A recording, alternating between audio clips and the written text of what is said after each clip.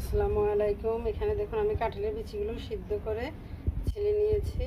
তারপর এখানে নিয়েছি পেঁয়াজ, রসুন, শুকনো মরিচ, কাঁচামরিচ। এগুলোর সাথে এবার আমি দিয়ে দিব একটু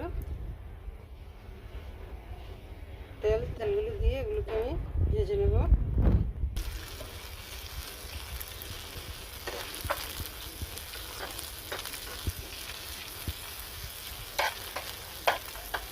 কাঁঠালের বিচিটা সিদ্ধ করে